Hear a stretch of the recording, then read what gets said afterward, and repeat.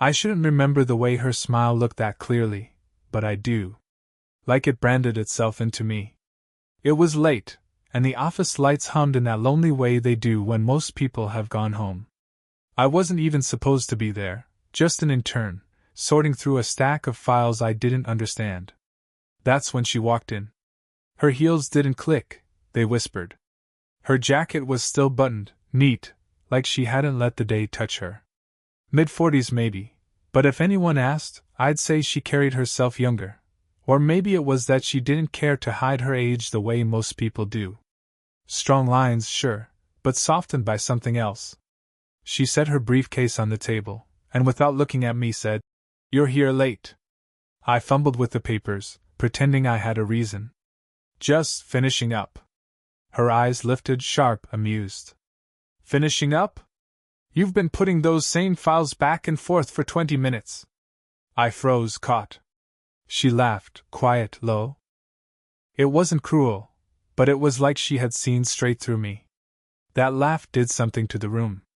It made me aware of the cheap coffee smell, the still air, the way my own shirt collar felt too tight. She introduced herself, Ms. Calder. Divorce lawyer. The kind of woman who probably faced down boardrooms and broken marriages before breakfast. I muttered my name, embarrassed at how small it sounded in comparison. She didn't shake my hand. Instead, she tilted her head, studying me like I was an unfinished sentence. "Why are you really here?" she asked. My throat tightened. What could I say? That I wanted to impress someone, anyone? That I didn't know where else to be? That I was trying to look like more than I was? She must have seen the hesitation because her expression softened. She pulled a chair out across from me and sat, crossing one leg over the other.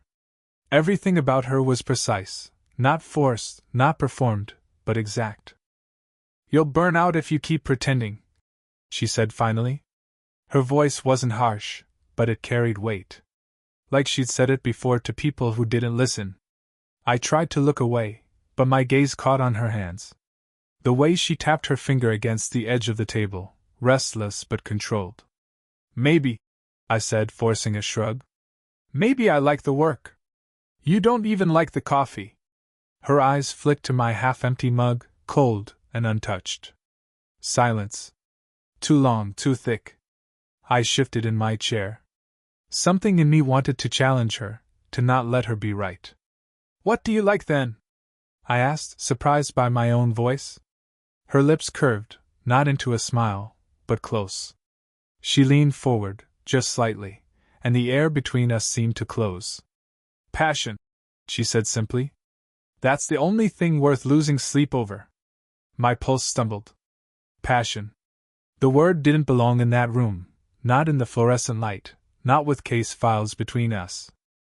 But she had said it, and it sat there, daring me to hold it. She gathered her papers then, calm, deliberate. For a moment, I thought she'd leave me with nothing but that word echoing in my head.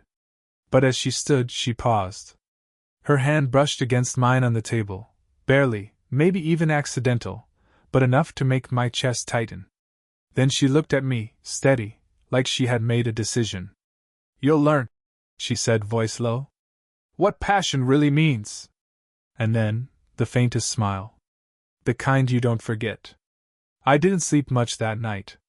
Every time I closed my eyes, I saw that smile again, the way her voice had dipped when she said, "Passion." It was nothing, I told myself. Just a lawyer, a boss, someone far out of my orbit. Still, I woke up with the taste of her words in my mouth. The next evening I found myself in the office again, though I had no reason to be. She was already there, her jacket folded over the back of her chair this time, hair pinned up carelessly as if the day had gotten the better of her. She looked up. "You again." I almost apologized, but instead I said, "Do you ever go home?" That earned a flicker of a smile. "Home's overrated." She didn't explain further, and I didn't ask, but something in her tone left a crack in the armor. A woman who handled broken marriages every day, sitting in an empty office at 9 at night, maybe home wasn't what it used to be for her. I gathered files, though my eyes kept pulling toward her. The way she slipped her glasses off and rubbed the bridge of her nose. The way she left her phone face down on the desk, screen lighting up with unanswered messages. The curve of her wrist, pale against the stack of dark papers. She sighed, almost too quiet to catch. You know what the worst part of this job is? I shook my head. It's not the lies. It's when people stop trying. You can see it in their faces, the moment they decide they're done. She looked at me then, directly. You're too young to understand that yet. I wanted to argue. Not because I had lived what she had, but because I recognized the weariness in her voice. The kind of regret that never really leaves. You sound like you've seen that moment up close, I said carefully. Her lips pressed together, a pause before she answered. Divorce doesn't come from strangers.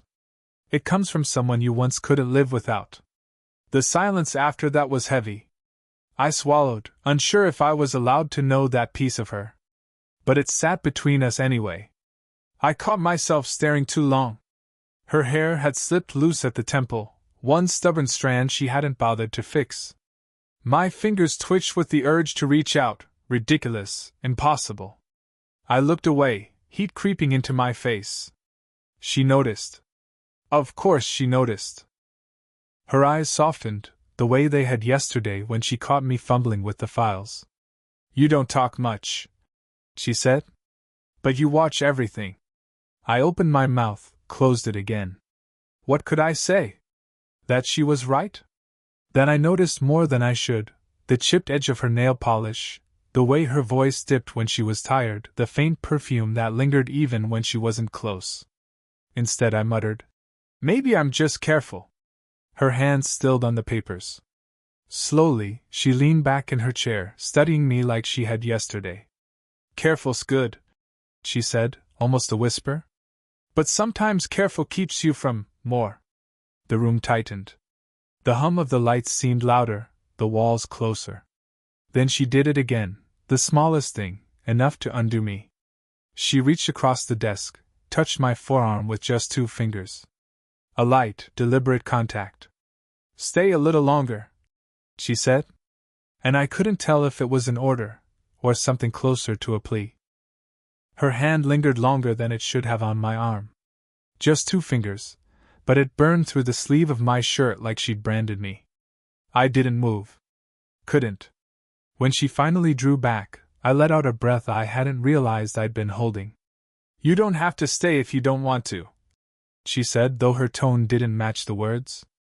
It was softer, almost uncertain. I nodded, but my body betrayed me. I didn't stand, didn't pack my things. Instead, I asked, what are you working on? She gave me a wry look, like she knew exactly what I was doing. But she slid a file toward me anyway. Custody battle. Ugly one. I glanced at the photos tucked inside, a family smiling, back when they still were one.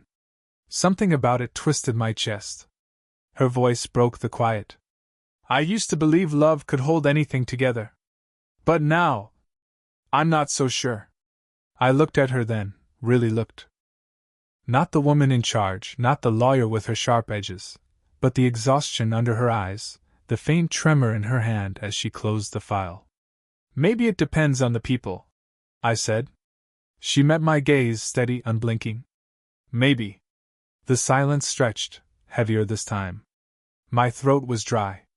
I wanted to say something, admit how much space she'd already taken in my thoughts, but the words stuck. Instead, my hand brushed hers as I pushed the file back across the desk. The touch was accidental, but neither of us pulled away quickly enough. And then, a sound.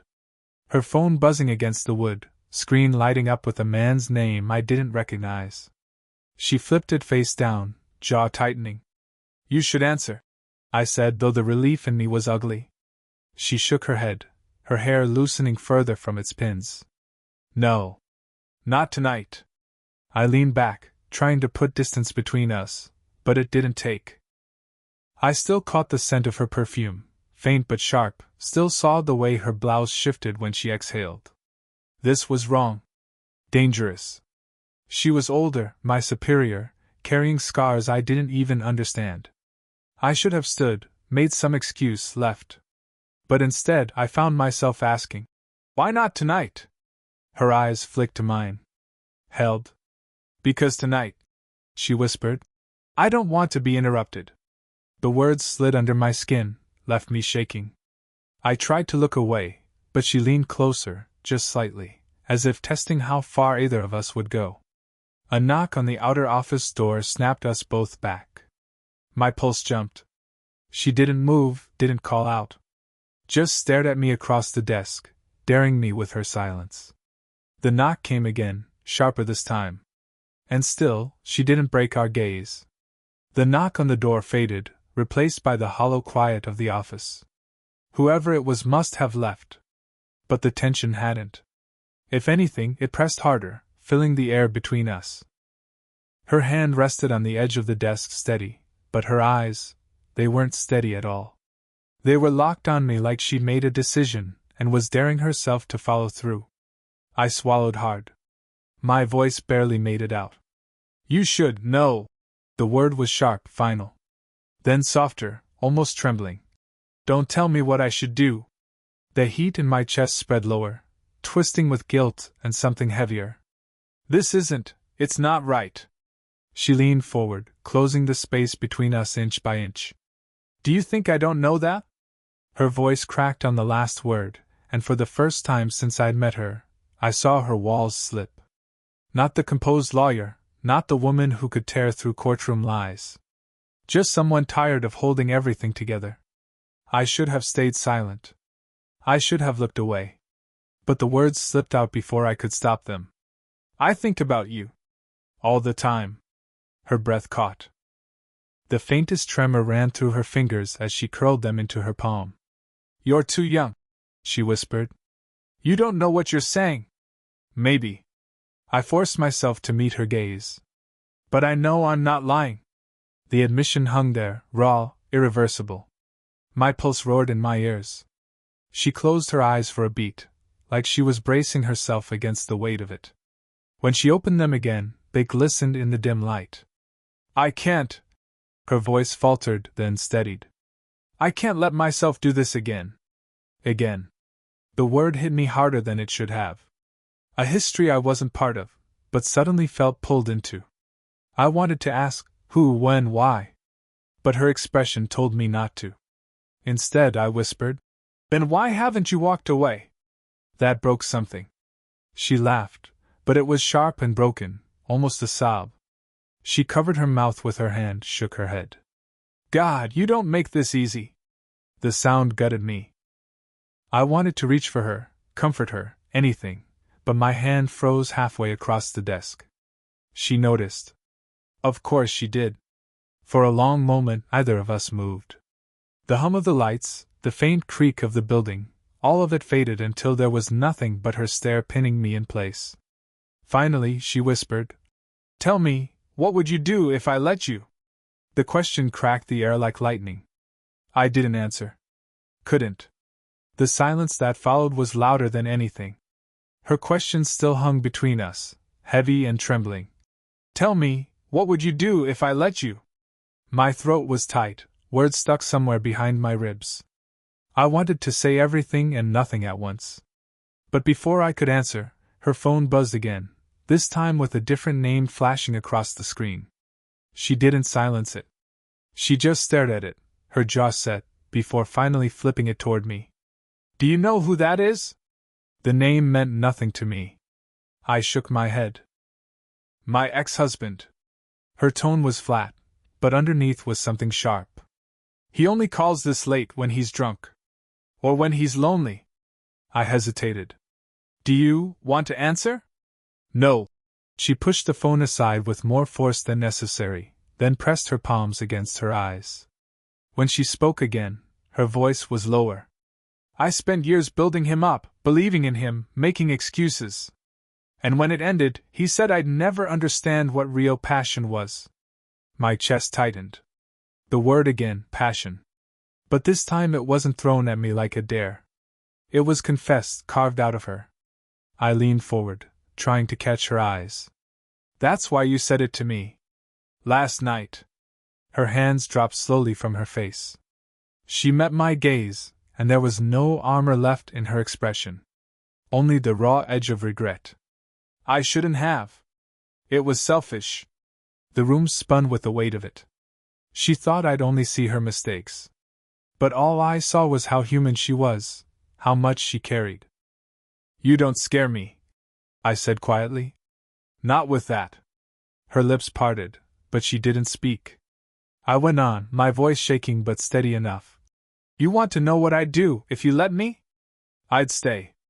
I'd prove you wrong, prove that passion doesn't have to break someone apart. She drew in a sharp breath, and for a heartbeat, I thought she might actually let me. But then her eyes flicked past me, toward the glass wall of the office. Someone was moving outside, just a shadow crossing the hallway. She stiffened instantly, her hand snapping back from mine. The shadow passed, fading down the corridor, but the damage was done. The spell had cracked. She stood abruptly, gathering papers that didn't need gathering. We can't. Her voice broke. She tried again. We can't do this here. I stood too, words tumbling out before I could stop them. Then where? She froze, staring at me like I'd cornered her. The silence stretched, her breathing uneven. Finally, she whispered, almost to herself. I don't know. But her eyes said something else entirely. The office felt smaller after that shadow passed, like the walls had crept closer and the air had thickened. She stood at the edge of her desk, back straight, papers clutched in her hands as if they could shield her. I should go, she said, though she didn't move. I swallowed, my pulse hammering. If you walk out now, we'll just keep pretending this didn't happen. Her jaw tightened. She set the papers down, too carefully, like her control depended on it. Maybe that's what we need. Pretending. The word hit like a slap. Pretending. As if what had passed between us was nothing but an illusion. But I knew better. Her trembling hands, the break in her voice, the way she hadn't pulled away until someone else was near. I stepped closer, careful, leaving just enough space so she could still walk past if she wanted. I can't pretend. Not after this. Her eyes flicked up to mine, defiant at first, but then softer. A crack ran through her composure. You think this is passion, she whispered. But it's just loneliness, dressed up as something dangerous. Then why does it feel real? The words tumbled out too fast, too raw. Every look, every time you don't walk away, you feel it too. Don't tell me you don't. She closed her eyes, shoulders rising with a shuddered breath. When she opened them again, her guard was gone. I do. The admission gutted me, left me weightless. Her hand lifted, hovered near my chest like she wanted to push me back or pull me closer. She hesitated, and in that pause everything between us vibrated with possibility. But then she dropped it to her side. You don't know what you're asking. You'll wake up one day and hate me for it. For the years between us. For the mess I've already been through. I shook my head. I won't. What I'll hate, what I'll regret, is if I let you walk away tonight without telling you that you matter. To me. More than you think. She stared at me stunned. No witty retort, no sharp defense. Just silence. And then, slowly, she reached up and touched my face. Her thumb brushed the corner of my mouth like she was memorizing it, like she already knew it couldn't last. I don't get second chances, she whispered. But maybe you, maybe we. She trailed off, unable to finish. My breath caught. I wanted to close the gap, to kiss her, to anchor us both. But I held still, waiting. Her eyes shimmered, caught between fear and surrender. Finally, she whispered, Stay. Just stay with me tonight. The words weren't polished, weren't grand. But they were everything. And I nodded because there was no world where I could say no. Her words, Stay. Just stay with me tonight, echoed in the quiet office long after they left her lips. For a moment neither of us moved. The hum of the lights above, the faint traffic outside, the stillness of the empty halls, all of it pressed around us, waiting for one of us to break. I thought she might take it back. That she'd laugh it off, rebuild her walls, and leave me standing there with nothing but my own reckless heart. But she didn't. She just looked at me, her hand still warm against my face, and I understood. She wasn't asking for forever. She was asking for honesty. And maybe that was all either of us had left. We didn't kiss then. We didn't rush into something careless. Instead, we sat, her on one side of the desk, me on the other, in the kind of silence that doesn't need filling. She told me pieces of her story she hadn't shared before, the years she spent holding together a marriage that had already died, the way her ex's words still lingered like a stain she couldn't scrub out. I listened. Really listened. Not as an intern, not as someone younger trying to prove himself, but as a man who saw her, the strength, the cracks, all of it. When it was my turn, I admitted the truth I'd been too afraid to say out loud. That she wasn't just a passing fascination, or some dangerous game. That I didn't care about the years between us. That being seen by her, noticed, chosen, even in these quiet, stolen moments, meant more than anything else in my life had so far. She didn't argue. She didn't tell me I was naive or foolish. She just reached across the desk and took my hand. Her grip was steady this time, no hesitation. That was the moment I knew we'd already crossed the line. Not with a kiss, not with anything physical, but with something deeper, the decision to stop pretending. When we finally left the office together, the night air felt different. The city was still buzzing, cars still moving, strangers still passing by, but I carried a quiet certainty in my chest. Whatever came next, whispers, judgment, the risk of breaking, we had chosen it. She glanced at me as we walked, her lips curved in the faintest, realist smile. "You know this won't be easy," she said. I squeezed her hand. "Maybe not. But it'll be ours." And for the first time, I didn't feel like the younger one. I felt like someone standing beside her, ready for whatever the world wanted to throw our way. Did you enjoy the story? What kind of stories would you like to hear next?